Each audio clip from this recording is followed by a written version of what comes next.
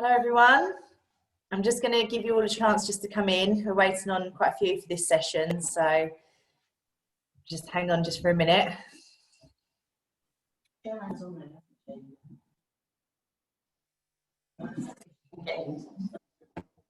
we're just all coming in now, and very excited for you all to be joining us again for our second session of the day.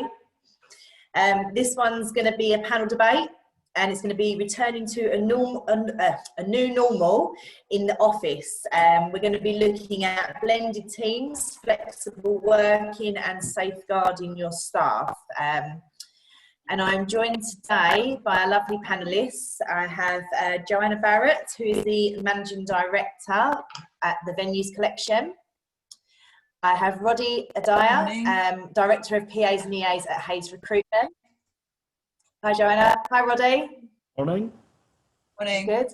And then Alicia Fairclough at EA at Truephone. Hi Alicia.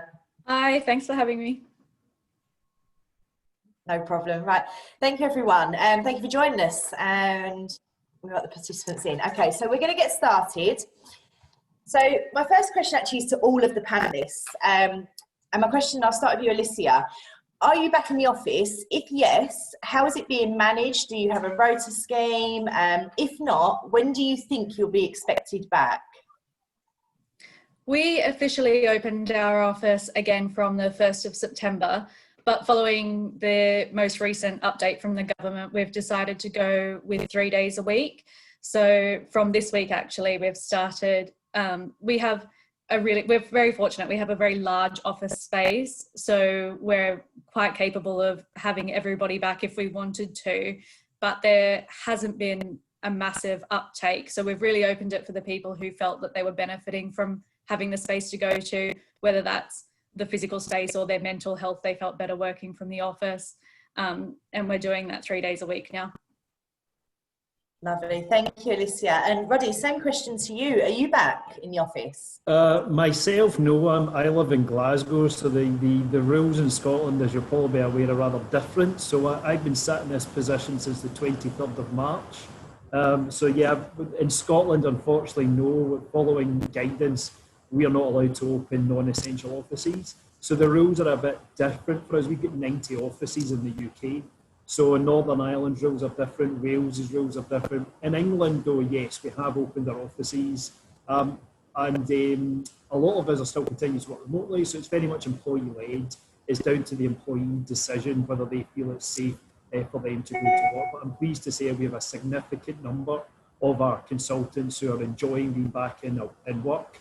And they're doing 2 and 3 days, so 2 days at home, 3 days in the office, and that seems to be suiting a lot of individuals who are really, really keen to get back into that office environment. Thank you. And Joanne, is it the same for you? Joanna, sorry. No, it's okay. I work remotely, but I am in and out of the venues.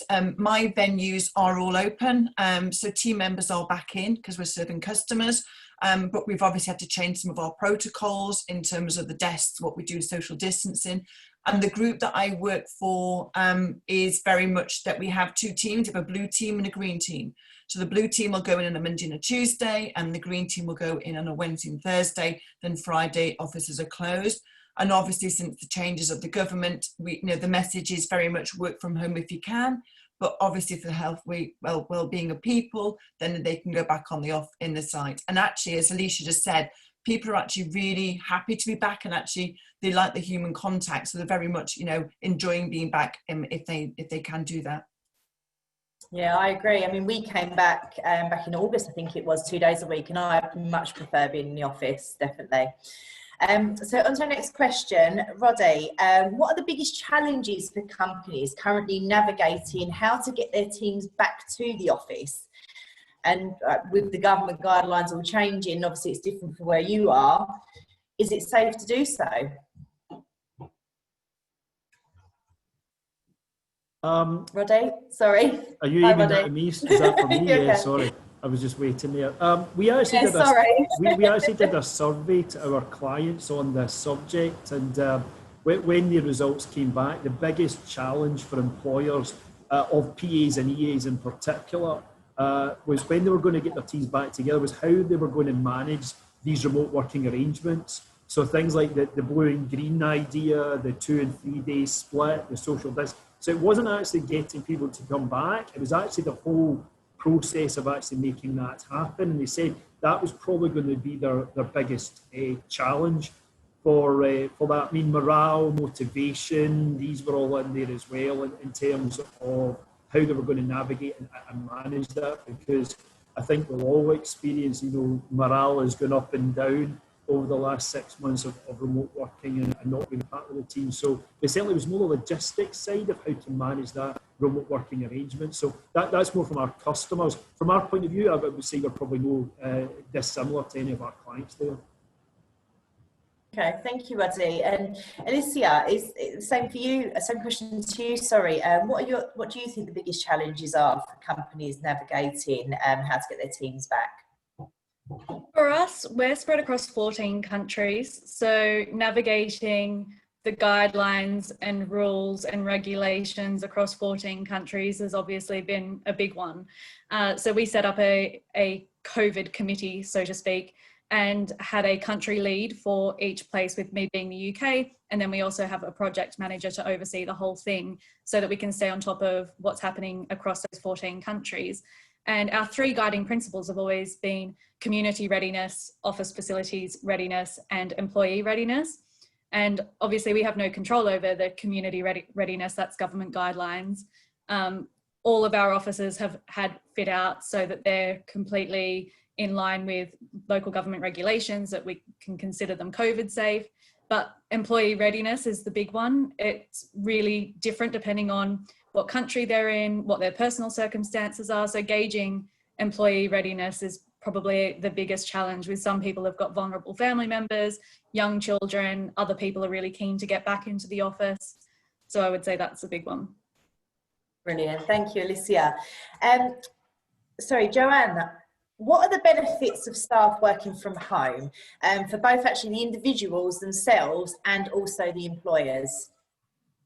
I suppose from an individual, the day-to-day job, they probably get more done because my team's majority of them are on the road and they're travelling, so they're not no travelling commitments now. And actually, for the day-to-day stuff, they can probably get through their work and they can concentrate more in the closed area. It depends on obviously their areas. From a company's point of view, it's staff well-being really, because obviously what's going on and as we've just learned, there is so many different rules and regulations in the countries. So actually, they can control their own environment from when they're working, and they feel safe within themselves, because that's a big part from it. I mean, and we haven't got, what I always say, is road worries. We haven't got people being in the cars for the sake of being in cars. And I think the benefit really is if they have to go out, they have to go out for a purpose, as opposed to having to just do a tick box. So for their well-being and their safety themselves, it's a big thing for them. Thank you. And Alicia, the same question to yourself. What do you feel the benefits are from staff working at home for the individuals and the employees? Yeah, look, we're certainly getting a lot of really good feedback from people working from home. I think because we are across 14 countries, a lot of them are quite used to collaborating with people in different parts of the world anyway. So the adjustment wasn't necessarily as steep as it has been for other companies. But obviously also they're getting increased family time. They're not spending time commuting. We had some people who were commuting, 2.5 hours each way a day sometimes, and they're getting that time back. They're getting that time with their families. They're not spending money on commuting. So in addition to the fact that so many of them are reporting that they feel more productive, they're in more control of their day, they've got less distractions, they're also getting those hours back into their life, which they're quite happy about. Brilliant, thank you. So we talked a little bit about the benefits. What do you think the challenges, sorry, excuse me, voice went then, the challenges and the disadvantages, again, both from an employer and an employee perspective? Roddy, I'll come to you next. Yeah, I mean, I think in both senses, for an employee or employer, there's definitely a disadvantage of this sense of isolation working from home. I think whilst it can suit some individuals, I think there's a lot of people out there who've now, after 6 months, do feel they are missing working as part of a team, or just what the water cooler chat, as we call it. There's a huge part of your working life that is not work related, even when you're in the office. And I do feel that is a huge disadvantage of full-time home working. And certainly that's stood out in conversations we've had with not only our own staff, but our clients and our candidates as well. Blurred lines, I suppose, work-life balance, where somebody said to me, actually, there was a meeting on Friday and said, are you working from home or living in your office? And I actually think that's probably a really good quote, is because I'm sat at my dining room table and my sitting room's over there, and it's like my commute to work is a 30-second walk.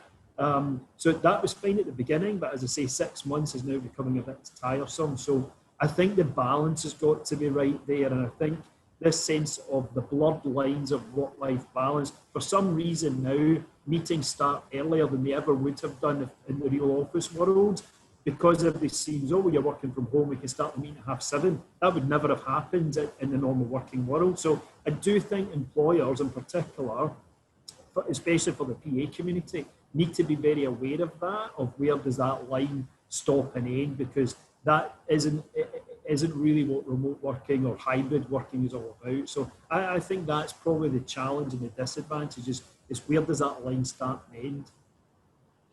Brilliant, thank you. And Joanne, same question to you. I mean, Roddy's right. I mean, the isolation is a big thing for them. And actually, it depends on what people's has space. I mean, I'm lucky because I've got an office at home, where some people are living in their living room, and it's a one-bed sit, so that's really big challenging for people. And I suppose for me, because we're looking at strategies, because I mean, this world's changing all the time, and especially with all the government changes. And for my industry, being hospitality, it's a massive impact. And we've got to come up with strategies of way of how we're going to deal with that. And it's really hard doing it on this, because to start with, absolutely necessity. But I think it stops creativity and spontaneity, because when you're in a room, you can see people's face, the body language, and you can pick up on that. Whereas you come on this day in, day out, and it's very, very exhausting. And actually, there was a C-Event blog that some psychologists looked at, and they talked about the stress and they talked about the anxiety of people, because the way that the brain processes in terms of this, to where you're in a room talking to yourselves, it's more natural, so you can concentrate on it more. Whereas I suppose the biggest disadvantages is, you start early, as Roddy said, absolutely. You've got Zoom calls at 7:30, 8 o'clock because you're not in the car. And actually, my car time was my reflective time for thinking. Whereas actually, you're there, you're going, right, okay, you're looking at your diary and it's full. There's no time to sit back and think, actually, can we stop and think a moment and strategize? So I think there's benefits, absolutely, but there is, the disadvantages, I think, outweighs it at the moment. I also think that every meeting is quite intense. When you go from Teams call to Teams call to Teams call, that everybody's diary is so tight that I've noticed that there's none of the informal conversation that you may have had if that meeting was in a boardroom or a meeting room with your colleagues. It's pretty intense of meeting to meeting to meeting to meeting, and that's definitely one thing personally I've noticed has changed in the last 6 months. It's a lot more formal possibly than it would be in a normal setting. Yeah, I agree. He has got a lot more, sorry, voice keeps going today. It's not going to be good for the rest of the day. Yeah, no, it has. It's a lot more intense now. It's a lot busier. I feel like I've never been so busy since I've actually come back with this lockdown and everything else and working from home. I feel like I work harder as well from that actual home time. I've got a couple of comments. I just want to quickly just say, Anne-Marie has said, working from home for people who are extroverts is a real challenge and a problem. We recharge from other people, so it's really easy to lose our mojo and feel lonely. I completely agree with her. Actually, I'm a massive extrovert. We'll come on to the next question. I have got some more questions sort of filtering in now, and we will come back to those at the end. One issue that has been highlighted time and time again currently is teams and individuals are struggling to brainstorm and discuss projects on Zoom or Teams. So what options do you think there are out there to help bringing teams together in a COVID-safe way? And Joanne, I'll come to you first on this one. Okay, I mean, I totally agree with that. because I had my team together last week. I run venues, so when we have meeting rooms, so and it's all about being safe and the processes. But actually having, Zoom has done its time for us, but actually being in that room, the spontaneity and what we did. But I suppose, for people to do that is obviously a personal choice for some people in terms of families and what they do. And I suppose it's how we as my industry can, say to you guys that actually what social distance can do, what we can do and how we measure that. And actually, it was my first team meeting. I had 14 people in a room.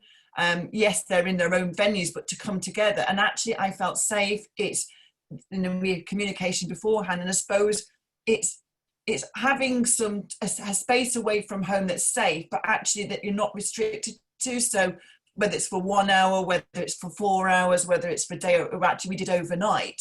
And it was, it's different than what we would normally do. However, I come away, feeling safe in terms about what we can do. So I think it's about how, getting those guys together, and it is a personal choice. But it's proven fact that people do need to have that face-to-face contact. The extrovert, absolutely, I need to see my team. I need to, be in that room with them. And I think it's what people can offer. So there are solutions, absolutely. But I think it's about how my industry, sales to people, actually what we do and how we can do it. And we have a charter that we say what our commitments are to people. And so far it is working. Brilliant. Thank you, Joanne. Sorry, same question to Alicia. Alicia, over to you. Sorry. Yeah, I think a lot of this is coming back to what Joanne was saying previously about people being so overscheduled that they're not having that time to sit back and think. And we're really encouraging people to, keep to their working hours. We're not scheduling meetings earlier than we would have previously. And we've really had to reinforce that message because people have been doing that of their own accord. It certainly hasn't been a mandated issue. We're just trying to convey to people that you don't need to prove that you're online all the time. We know you're there and we trust our people to work and to schedule time in to think and to brainstorm and to not feel that they need to be in meetings back to back to back to be considered as working or online. So between having the office open a few days a week so that, as I said, we are very, very fortunate. We have a huge space so we can have people come in a safe way to collaborate. And we have certain teams kind of book the office and say, we're going to use it on this day and have an entire team get together. And we can do that in a very safe way. But also making use, of course, of all of the tools that we have. We've got whiteboard on Teams and you've got Google Jamboard and those kinds of things. And some of it is just practice, getting used to a new way of brainstorming and a new way of working together, kind of learning from teams and companies that have been doing this really effectively for quite some time and implementing that. So some of it is just getting used to it. That's lovely. Thank you, Alicia. So Roddy, I'll come to you next. What advice would you give companies and managers on how to manage blended teams, i.e. like with some working from home, some working in the office? Do you do rotas, etc.? Yeah, we do rotas, so the teams are constantly changing in that makeup, which is a challenge. I think the key things that are important here is probably consistency and communication. So what I mean by that is that if you've got people working from home and in the office, you can't cancel regular scheduled catch-ups or one-to-ones or team meetings just because the working pattern has changed. That consistency, I think, is really, really important. And I think teams welcome that. So whether you've got people in the office so how we are doing it just now is even if the guys are in the office and 3 are at home, everybody's actually on a Teams call, which seems strange when you're in an office doing a Teams call with your colleagues sat 6 feet away from you, but it's consistent and it means that the team review is happening at the same time every week as it would do normally. And that's been really, really important to stick to those agendas. I think that we've talked about extroverts. What about the introverts? And I always find that the introverts potentially in virtual calls really do get left out potentially. We've all been on those calls when somebody's just been talking and talking and talking and talking to the point whereby camera usually goes off and that person just disengages because they feel they're not contributing. So I think clearly structured agendas for meetings are really, really key at the beginning so that everybody on those calls, whether they're in the office or working from home, has an opportunity to speak. Because in a virtual world, very difficult to interrupt one of your extroverted colleagues potentially than it may would have been if you were sat in a meeting room. So I think agendas and consistency is really, really important. I think Alicia alluded to this, the work-life balance. So if you know you're going out for lunch, making sure your colleagues know that so that you do have, because you can't see they're going out for lunch because you're not in the office. So I think having clear lunch breaks and when you're going out and so that your colleagues know when you're doing that if you're working remotely. I think these little things seem basic but are really, really important in getting the balance right. That's brilliant, thank you. I'm pleased you picked up on the introverts. I think Samantha put in the chat box as well that they also feel that they struggle as well from home. So thank you for that. Joanne, same question to yourself. What advice would you give companies on how to manage blended teams? Similar to Roddy, I mean, regular communication, absolutely, and with agendas. So when I do an update with my general managers, they're all on the screen and we all go through an update per venue because everybody's got to participate in that. And I think the biggest thing for me is not to treat everybody the same because, you know, introverts, extroverts, family life. I mean, you know, I've got calls with my financial director and he's got children sometimes in the background. And I think it's acceptance of that because that's the situation that we're in right now. And I have, you know, in my senior team, I have a lady who lives on the road. So actually I'll probably do more communication with her because, you know, she's talking to the four walls all day. So I think it's not treating everybody the same, you know, being structured in terms of where we are, stick with the times that you have. If you've got your agenda, you've got your meetings, absolutely, you know, make sure people are participating in it, but also allow for some individuality because some of these people are doing it very, very different. And I suppose the thing is when the people are working from remotely and it's not in my venues, it's actually giving them the confidence that actually what we are doing on site is safe. And actually it's customer feedback, it's staff feedback. So we make sure that we share the successes around in terms of what we've done to give them the confidence, saying, look, well, actually, when I'm ready, I can go back if it's a personal choice. So it's supposed to be being honest and upfront with people, really. Lovely, thank you so much, Joanne. So the last question at the minute, we've got a lot of questions in the chat box and we will come back over to those. So we'll come back to that in just a minute.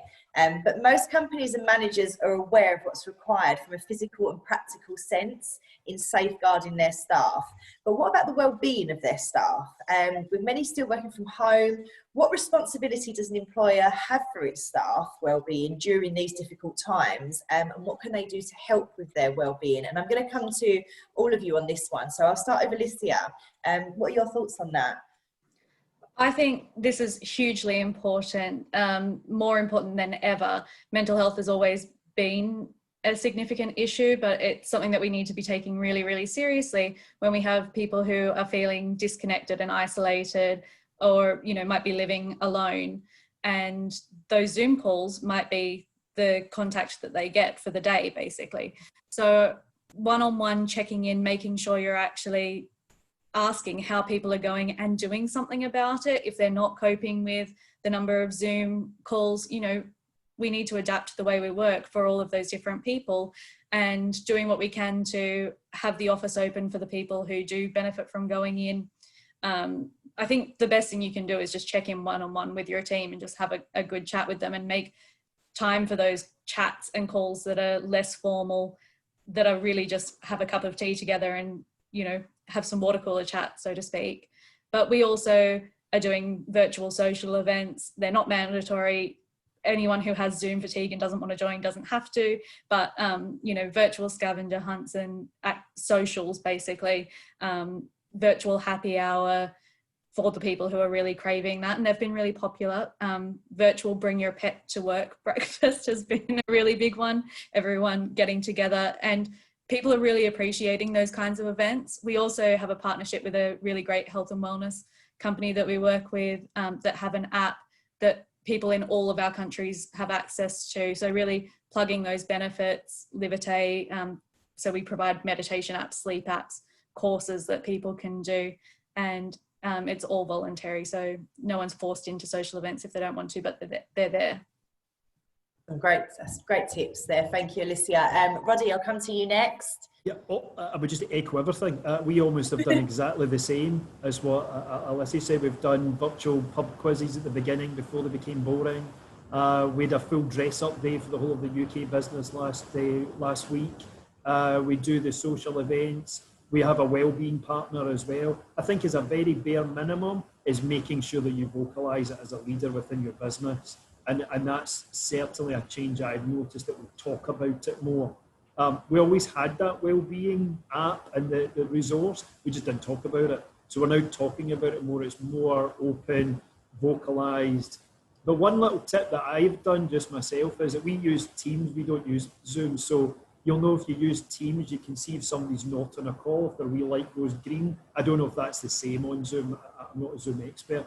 But see, sometimes just the minute you see one of your colleagues you've maybe not spoken to in a while and the light goes green, just give them a buzz. And they always go, what is it, what do you want? Nothing, just want to check in, how are you? And having a chat, because that goes a long way. It does go a long way, because these are the conversations you may have had just walking past their desk on a normal Tuesday. So I've done that a few times, and people have done that to me, and I have to admit, it does make a difference.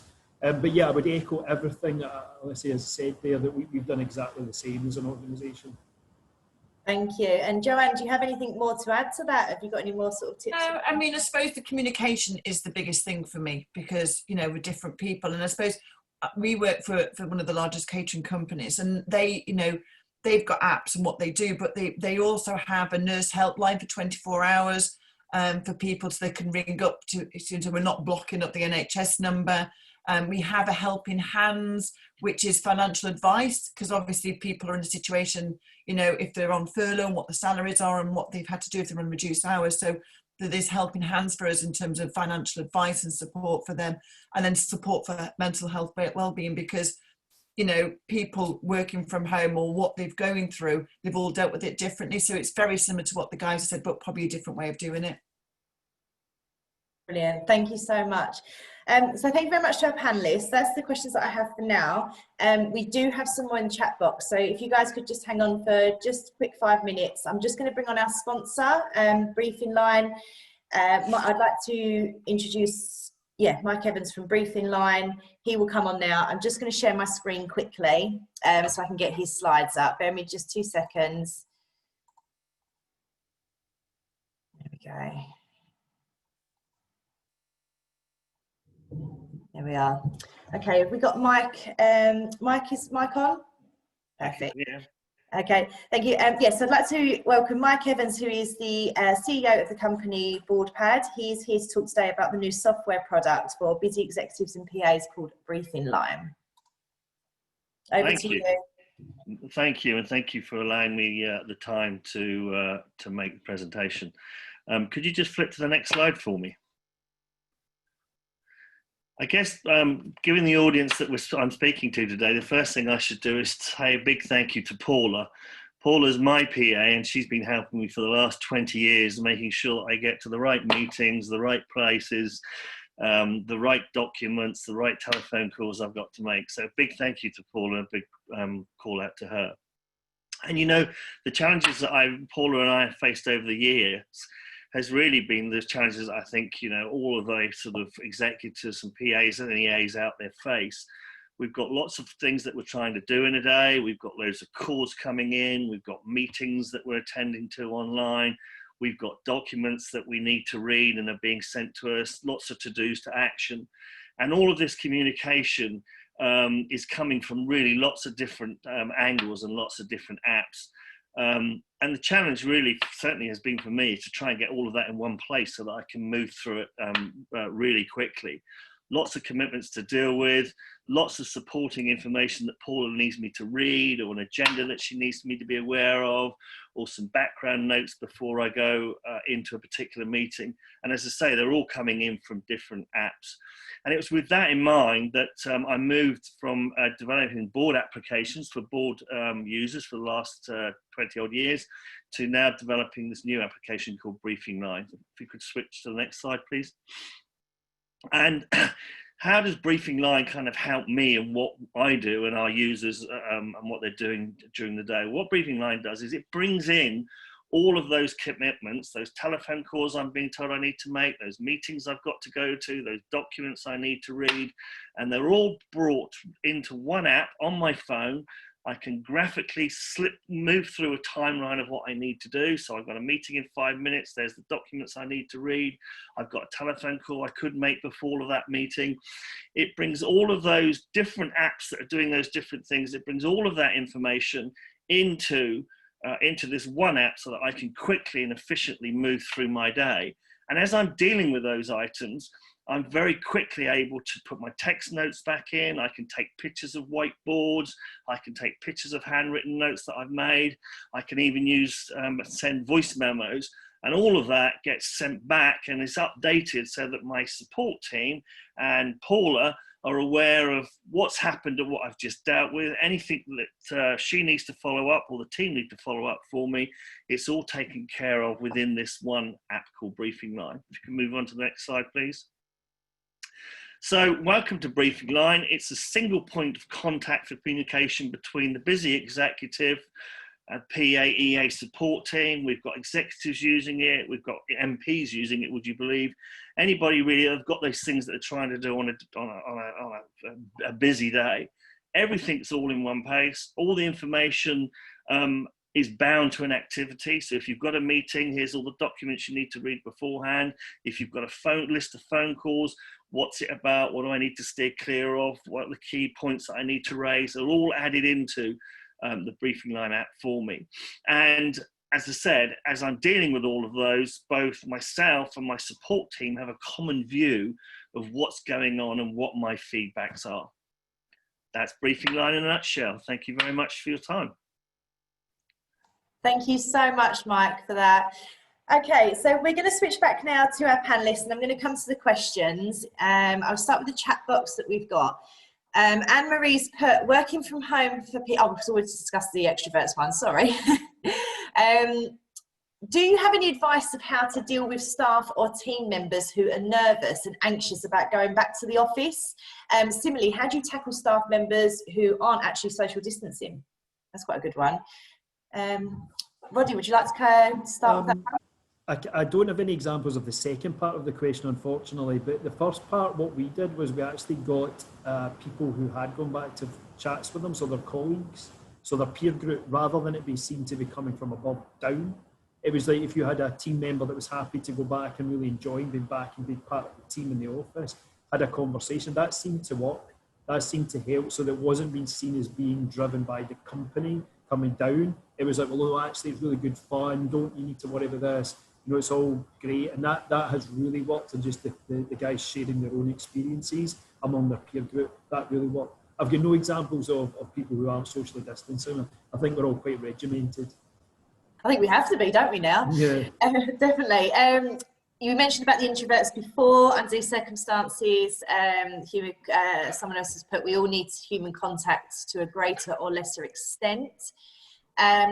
Next one down we've got from Samantha, all respect of having space in their diaries, block out 1 hour per day, the same hour, for them to stop, have a break at that time. We know is not used to a full stop. People need to learn to change and work differently. She works for a university, and they have been told that they will probably be working from home till Easter. Oh, wow. Sadly, so do I at the moment. I think I will be too. Really? I mean, well, I think our rules are a bit different than down south, but yeah. Yeah, I mean, I was working from home at the start, and I was using the dining room chairs, and I actually managed to break all 4. I had to buy a proper chair because I fidget. As you can probably see, I fidget a lot, and I actually broke the chairs. My other half were ballistic, but yeah, I'm actually quite pleased to be back 2 days a week. I've got another question here. So I can highly recommend the focus time via My Analytics or on Outlook. Having a 2-hour set aside each day has freed up her diary and has given her time to concentrate on her own sort of well-being. So I've got a question here from Julianne. Which wellbeing app would you recommend? So we use Livitay. It's Livitay. They're quite a new company based in the UK, but available worldwide. And they've been doing some really interesting webinars. So they've had people like Laura Try and George Bullard doing their Arctic Explorers, endurance athletes doing webinars, as well as courses. So financial well-being, sleep, meditation, social. Yeah, we've had a lot of success with them. Amazing. Has anyone else got any suggestions of any apps at all? I think ours is, I think it's Laithwaites we use, and we do a lot of work with Go One as well, but I'm sure it's Laithwaites ours is called. Okay. Where are we? Right, so Sarah's put, so I have to switch, we've got a Q&A box and we've got a chat box, so I've just switched over to the Q&A box. Sarah's commented saying, working from home is accelerating our company in its digital challenges, virtual working, and it has actually gone really well for them. I think we've all had to adapt really quickly, haven't we? I think what I'm noticing, because obviously we work in recruitment, is the jobs are changing at a rate faster than at any other time. So the types of roles that we're recruiting for now for our clients are different than they were 6 months ago because of technology. So the role of a PA is changing the fastest I've ever known it. It's evolving really quickly. So PAs now will be doing HR, maybe a bit of legal, health and safety possibly as well. They just would not have done that before. Because a lot of their kind of core duties can now be done a lot quicker through technology. That's brilliant, thank you. The next question, I've got Lisa here. I actually agree with your first one, working from home, she gets a lot more done and she's less interrupted, and I agree with that one. But Lisa does also have a question as well. So would any of you consider part-time office hours continuously, where possible going forward, or would ad hoc requests working from home days be the way you would prefer to go? Joanne, how would you answer that one? I suppose it depends on the department for me, because if I'm in the event sales office, I need continuity with the people. So I prefer to have, if it's part-time, I would rather do that, because if you're booking a wedding or even a meeting, you want to have that continuity of the person. And again, it depends on their circumstances, doesn't it? So for me, my preference would be part-time. Okay, brilliant. Does anyone else want to add anything to that question at all? Would you have any suggestions? I think it's inevitable. I don't think I can speak for Hayes as a company, but I think that this is inevitable, that this will be the output of this, that companies will look. All I can tell you is the clients coming to us to recruit jobs are now saying to us, we don't care where the candidate lives. Makes no difference. And that is a fundamental change than where we were 6 months ago, just from our customers. So I think this is a watershed moment, that this will become companies will now need to have a firm policy on it that maybe they didn't have before. Okay, that's brilliant. I've got lots of comments about the presentation, which I will be sharing after, with the contact details of all of the panellists and also our sponsor. For those that are watching that are interested, we can get all that information over to you after. So I've got one here from Pamela. Alicia, how are the blended teams working when there are team meetings, i.e. people dialing in from the office who might be sitting quite near to each other?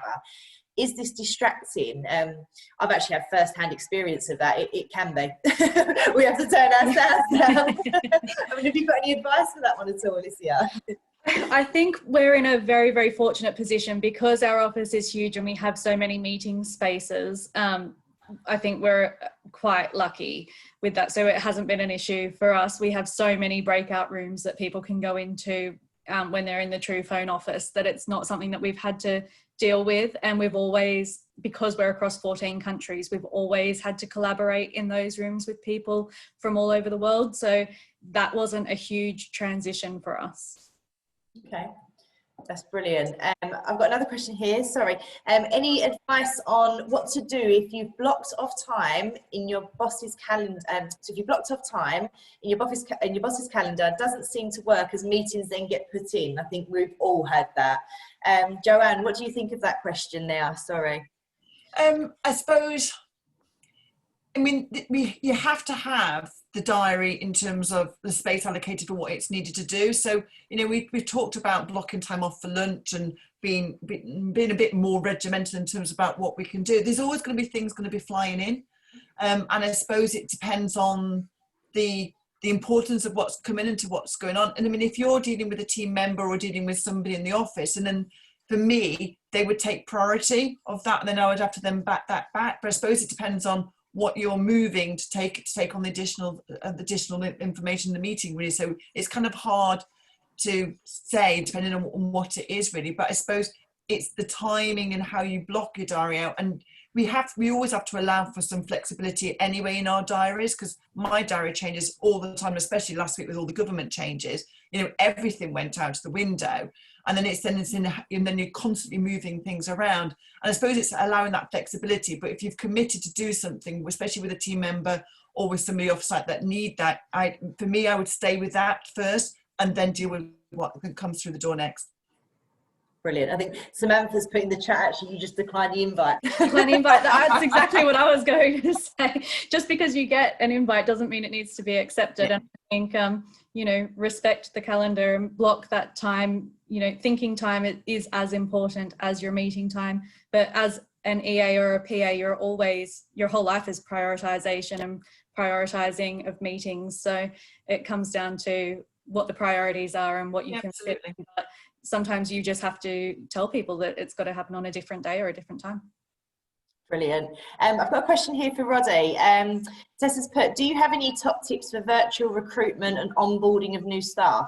Yeah, we've actually, Tessa, we've done a lot of work on this, as you would be surprised. So there's actually a lot of collateral I could give you if you want to contact me, or I can contact you. But yeah, I mean, look, at the end of the day, it's a challenge because it's new for people. I think practice is key. So if you're going to do an interview virtually, it's actually take some time to practice. The benefit is you could actually have your notes sat next to you that you wouldn't have had if you were in an interview room. That is a benefit, I think. Just little things like making sure that the cat's not in the room, or the kids are kept happy for half an hour. You know, you've got a nice backdrop and the room doesn't look amazing. You're still looking at a first impression there, as you would do anyway. And that goes for the employer as much as it does for the employee as well. Because the one challenge with virtual recruitment is the culture could get missed, is that part is so important in recruitment. The culture and the feel of an organisation might get diluted in a virtual world. So the challenge we say to our clients is, how are you going to communicate your company culture to an individual in a virtual world? And that's a challenge.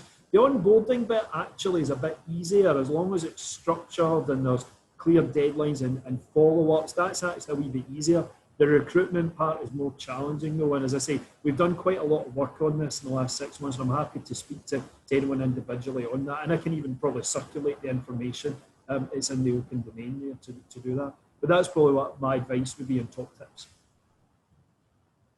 Brilliant, thank you. Yeah, that'd be great. I mean, once after it's all done, we'll get your contact details out to everybody, and then they can liaise back if they've got any more questions for you. I know Anne's put in the chat box, they do a kitchen catch-up every day for 30 minutes, and all the staff are invited as like an informal chat, and that happens in the kitchen. So that's pretty interesting. I don't know, I think I might have got everybody. They've made some video interviews. Yeah, I think I've got every question there. If I've missed anything out, we will download the chat after and I'll send it back round so you guys can sort of spread it about. Does anyone else have anything else they'd like to ask the panelists while we're here? Let's give a couple more seconds. I saw somebody mention videos, and that's something that we've been doing a lot at TruePhone, which we were doing before the pandemic, but have had to increase since. When I started at TruePhone, started a series called Ask Ralph. Ralph is our CEO, and I have people, they can submit questions to me anonymously through Microsoft Forms, and each month I'll record a quick video with him answering all of those questions. And so I've been doing them with various members of the executive team now as well. So I think video communication, video all hands, we use Teams live events for our all hands, because you can have up to 10,000 people, not that we would ever need 10,000, but the Teams live events feature is a really handy one to use as well. That's fantastic. Thank you, Alicia. Okay, right, I think that's everything for this session. Thank you for everyone attending. Thank you very much to our panellists, Alicia, Roddy and Joanne. Thank you for joining us today. We're going to have a quick short break now again, and we're going to be back at 11:15, where we'll be joined by Clive Ratton, who is the Chief Executive of the Business Travel Association. Lovely. Thank you so much. Thank you. Have a good day. Thank you. Thank Bye. you. Bye-bye. Bye.